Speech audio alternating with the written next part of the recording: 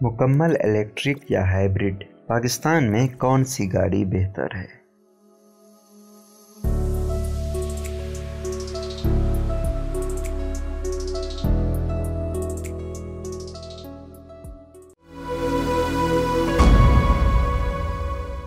راجہ کامران کے مطابق پاکستان دنیا میں آلودگی پھیلانے والے ممالک کی فہرست میں نچلے درجے پر ہونے کے باوجود ماحولیاتی تبدیلیوں سے متاثر ہونے والے 10 بڑے ممالک میں شامل ہے۔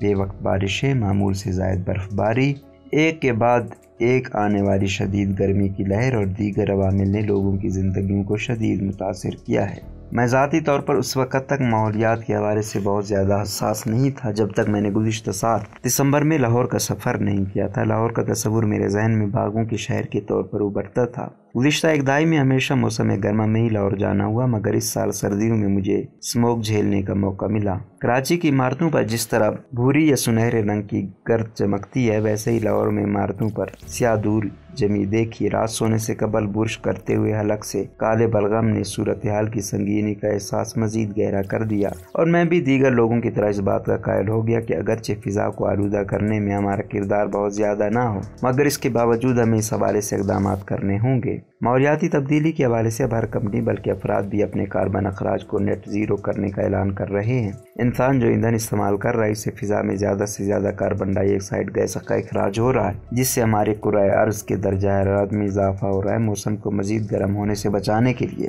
فضا میں گرین ہاؤس گیسز کے اخراج کو روکنا ہوگا۔ اس کا سب سے اہم طریقہ یہ ہے کہ کاربن کے اخراج کو مکمل طور پر روک دیا جائے۔ تاہم فضائی سفر اور پیداواری شعبوں میں حال ہی میں مستقبل قریب میں یہ ممکن نظر نہیں آ رہا ہے۔ موسمی تبدیلیوں کے حوالے سے گلاسگو میں ایک معاہدہ کیا گیا جس کو COP26 کہا جاتا ہے۔ ان کے تحت ہر ملک کو ایسے اقدامات کرنا ہوں گے کہ وہ اپنے کاربن کے اخراج کو نصف کر سکے۔ اس حوالے سے منصوبوں اور فنڈنگ کی فراہمی کا طریقہ کار بھی طے کیا گیا ہے۔ پاکستان نے COP26 میں 2030 تک گرین ہاؤس گیسز کے اخراج کو 50% تک کم کرنے کا وعدہ کیا ہے۔ اس میں سے 15 عالمی منڈی کی جانب سے ملنے والی فنڈنگ کے ذریعے کیا جائے گا۔ پاکستان بجلی کی پیداوار کا 60% متبادل ذرائع پر منتقل کرے گا، جن میں پن بجلی بھی شامل ہے۔ اس کے علاوہ 30% گاڑیوں کی فروخت الیکٹرک گاڑیوں پر منتقل کرے گا۔ سال 2020 کے بعد کوئلے سے بجلی پیدا کرنے والے پاور پلانٹ کو نہیں چلائے گا۔ کوئلے سے بجلی پیدا کرنے والے 2 پاور پلانٹس کا منصوبہ ترک کر دے گا اور پن بجلی اور مقامی کوئلے کی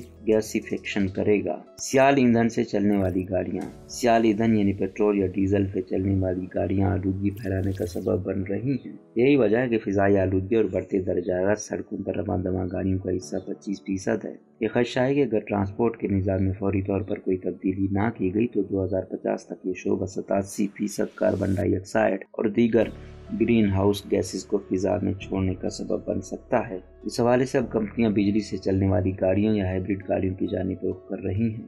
یورپی یونین نے سال 2035 یعنی آج سے 13 سال بعد کمبشن انجن یعنی سیال ایندھن پر چلنے والے انجن بنانے پر پابندی کا اعلان کر دیا ہے۔ یورپ میں اس سال کے بعد نہ تو کوئی گاڑی کمبشن انجن پر بنائی جائے گی، نہ ہی چلائی جائے گی اور نہ ہی درآمد کی جا سکے گی۔ اس پابندی کے ساتھ ہی جنرل موٹرز، مرسڈیز، فورڈ اور والو نے سال 2035 سے 2040 کے درمیان کمبشن انجن کی پیداوار کو بند کرنے کا اعلان کر دیا، جبکہ ٹویوٹا، والکس ویگن اور نسان نے ابھی کوئی فیصلہ نہیں کیا۔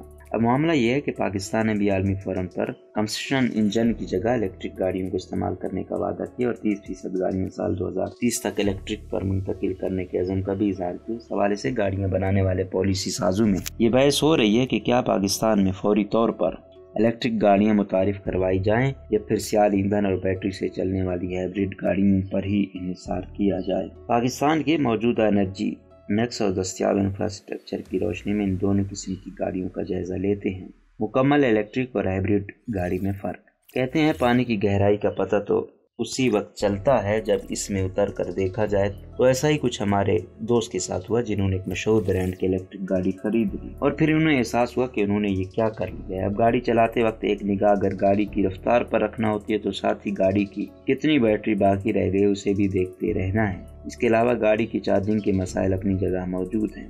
انہوں نے ایک آن لائن سٹور سے چارجنگ کٹ خریدی، مگر پوری طرح گاڑی کو چارج کرنے کے باوجود بیٹری مکمل طور پر چارج نہیں ہوتی ہے، جبکہ کراچی شہر میں الیکٹرک گاڑی کو چارج کرنے میں के मौके भी बहुत कम है। अगर आप इलेक्ट्रिक गाड़ी चला रहे हैं तो इसके लिए ये ध्यान रखना होगा कि आपके सफ़र का दो तरफा फासला कितना है। मौसूफ अपनी महंगी तरीन गाड़ी को सिर्फ दफ्तर से घर और घर से दफ्तर आने जाने के लिए इस्तेमाल कर रहे हैं। कराची शहर में अगर गुलशन हदीद से कराची की बंदरगाह तक का सफ़र करना हो तो एक तरफा सफ़र ही 40 किलोमीटर से ज़्यादा पड़ता है। अगर शहर में तवील फासले का सफ़र दरपेश हो या फिर शहर से बाहर जाना हो तो मौसूफ अपने बाइक की हाइब्रिड गाड़ी जिसको बिजली और सियाल ईंधन दोनों को इस्तेमाल करते हैं। पेट्रोल पंप शहर में जा बजा दस्तियाब हैं, जबकि इलेक्ट्रिक कारों को चार्ज करने के लिए अव्वल तो चार्जिंग के मराकज़ दस्तियाब नहीं है, फिर अगर दस्तियाब हो भी जाए तो इस गाड़ी को चार्ज करने के लिए कम से कम 30 से 45 मिनट का वक्त दरकार होता है। अब ना तो ये दौरानिया गाड़ी में बैठकर गुजारा जा सकता है और ना ही चार्जिंग स्टेशन पर यह सहूलत मौजूद है कि वहाँ किसी जगह आराम कर लिया जाए, क्योंकि CNG और पेट्रोल पंप स्टेशन इस तरह डिज़ाइन किए जाते हैं कि वो चंद मिनटों में पेट्रोल या गैस भर देती हैं और गाड़ी चली जाती है। ये तो थी हमारे दोस्त की ज़ाती मुश्किलात, मगर इसके साथ साथ पाकिस्तान में पैदा होने वाले बिजली के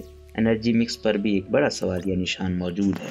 पाकिस्तान में बिजली का एनर्जी मिक्स, वो ममालिक जहाँ बड़े पैमाने पर इलेक्ट्रिक गाड़ियाँ इस्तेमाल की जा रही हैं वहाँ एनर्जी मिक्स या बिजली की पैदावार कार्बन और दीगर ग्रीन हाउस गैसों के अखराज के बजाय मुतबादिल तवानाई यानी शमसी पन बिजली या फिर एटमी बिजली पर मुनस्सिर है। जैसे डेनमार्क में 72% पैदावार मुतबादिल तवानाई पर हो रही है। इस तरह नॉर्वे में 99% ग्रीन तवानाई, फ्रांस में 99% एटमी और ग्रीन तवानाई इस्तेमाल हो रही है और इन्हीं मुल्कों में इलेक्ट्रिक गाड़ियाँ इस्तेमाल की जा रही हैं। दूसरी यानी पाकिस्तान में देखा जाए तो ज़्यादातर बिजली दरामदी और महंगे ईंधन पर बनाई जाती है और इसके साथ ज़्यादातर बिजली घर कार्बन डाइऑक्साइड और ग्रीन हाउस गैसेस के अखराज का सबब बनते हैं। पाकिस्तान में दस्तियाब एनर्जी मिक्स के मुताबिक मुल्क में तकरीबन 60% बिजली ऐसे ईंधन से बनाई जाती है जो फ़िज़ाई आलूदगी फैलाने का सबब बनता है। इसमें 23.8% और LNG, 14.3% नसायर, 12.80% कोयले और 8.5% मकामी कुदरती गैस से तैयार की जाती है। इसके अलावा पानी से बनाई जाने वाली बिजली का हिस्सा 24.7%, एटमी तवानाई का हिस्सा 8.8%, पवन हवाई चक्कियों से हासिल होने वाली बिजली 4.8%, शमसी तवानाई 1.4%, जबकि बगा से 0.98% बिजली पैदा की जाती है। माहिरीन का कहना है कि रूस और यूक्रेन की वजह से मुस्तकबिल करीब में ईंधन के मजीद महंगा होने के इम्कानात मौजूद है। अमेरिकी बैंक JP मॉर्गन के तजियाकारों का कहना है कि अगर अमेरिकी और यूरोपीय ममालिक ने रूसी तेल पर पाबंदियां आयद की तो आलमी मंडी में खाम तेल की फी बैरल कीमत $380 से भी तजावुज कर जाएगी। यूँ पाकिस्तान को इलेक्ट्रिक गाड़ियों के हवाले से दो धारी तलवार का सामने और सबसे पहले तो पाकिस्तान में तवानाई का मिक्स ज्यादातर ऐसे ईंधन पर मुश्तमिल है जो फिजाई आलूदगी बढ़ाने का सबब बन रहा है। इसलिए अगर ऐसी पैदा करदा बिजली से गाड़ियाँ चार्ज करके चलाई जाएं तो ये फिर भी माहौलियाती आलूदगी खत्म या कम करने में मुआविन साबित नहीं होगा। जबकि इसके अलावा पाकिस्तान को ईंधन की खरीदारी के लिए सरमाए की किल्लत का सामना भी है। इसलिए दरामदी ईंधन से बनाई गई बिजली पर अगर गाड़ियां चलाई जाएं तो इससे बचत भी नहीं होगी। तो फिर इसका हल क्या है? माहिरीन इसका हल फिलहाल हाइब्रिड गाड़ियां करार देते हैं। तो पहले जान लेते हैं कि हाइब्रिड गाड़ियां काम कैसे करती हैं। हाइब्रिड गाड़ियां 3 तरह की होती हैं। मिनी हाइब्रिड गाड़ी 5 से 10% की बचत करती है। माइल्ड हाइब्रिड गाड़ी ईंधन की 20 से 30% ईंधन की बचत करती है, जबकि मुकम्मल हाइब्रिड गाड़ी 35% तक ईंधन की बचत कर सकती है। रिवायती कंबस्शन इंजन वाली गाड़ी 1 लीटर में 10 से 12 किलोमीटर का फैसला तय करती है, जबकि इसके मुकाबले में मुकम्मल हाइब्रिड 1 लीटर में 20 से 25 किलोमीटर तक फासला तय करती है। इस तरह हाइब्रिड गाड़ियों से ईंधन की तकरीबन 50% तक बचत की जा सकती है। मुकम्मल हाइब्रिड गाड़ी कंबस्शन इंजन और बैटरी से चलने वाली मोटर्स का मजमूआ होती है। इंजन वक्फे से चलता है और गाड़ी की बैटरी को ज़रूरत के मुताबिक चार्ज करता रहता है। जब बैटरी ज़रूरत के मुताबिक चार्ज हो जाती है तो इंजन बंद हो जाता है और अगर गाड़ी सिग्नल पर रुकी हो तो कंबस्शन इंजन वाली गाड़ियों के मुकाबले हाइब्रिड गाड़ी किसी किस्म का ईंधन इस्तेमाल नहीं करती। हाइब्रिड गाड़ी को शहर में चलाना ज़्यादा फायदेमंद साबित होता है, क्योंकि ब्रेक लगाने पर जो तवानाई पैदा होती है इससे भी बैटरी चार्ज होती है। ऑटोमोबाइल सेक्टर से वाबस्ता अफराद का कहना है कि हाइब्रिड गाड़ियों को चार्ज करने के मौजूदा इंफ्रास्ट्रक्चर में मामूली सरमायाकारी करने की ज़रूरत होती है। हाइब्रिड गाड़ियों के लिए किसी खास किस्म की चार्जिंग स्टेशन की भी ज़रूरत नहीं होती, बल्कि इसमें आम पंप से ईंधन भरवाया जा सकता है। उस गाड़ी की बैटरी चार्ज करने के लिए तवील इंतजार भी नहीं करना पड़ता, बल्कि कंबशन इंजन गाड़ियों की तरह बस इसमें ईंधन भरवाएं और फराटे भरें।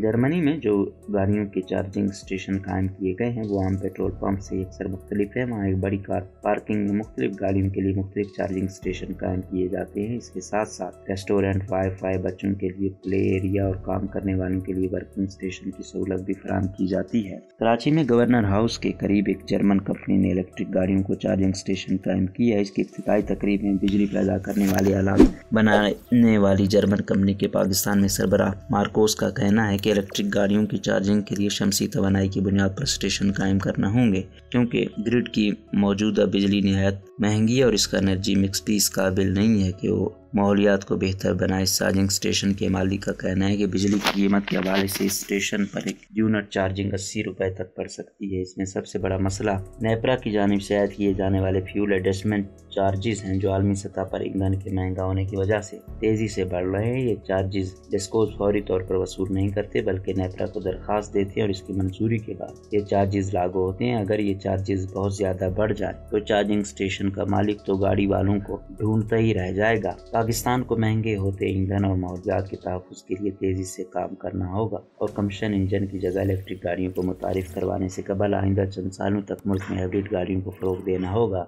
यानी 2 संग मील के दरमियान हाइब्रिड गाड़ियाँ पड़ाव है, मंजिल नहीं। इन गाड़ियों को मुल्क में मुतारिफ करवाने से फ़िज़ाई आलूदगी में कमी के साथ साथ ईंधन की बचत भी होगी, जिसकी पाकिस्तान को सख्त ज़रूरत है। ये पाकिस्तान को एक मौका भी फराहम करती हैं कि साल 2030 से पहले बिजली की पैदावार के हवाले से फ्यूल मिक्स को बेहतर बनाने और मुतबादिल तवानाई के मंसूबे लगाने तक हाइब्रिड गाड़ियों को फ़रोग़ दिया जाए।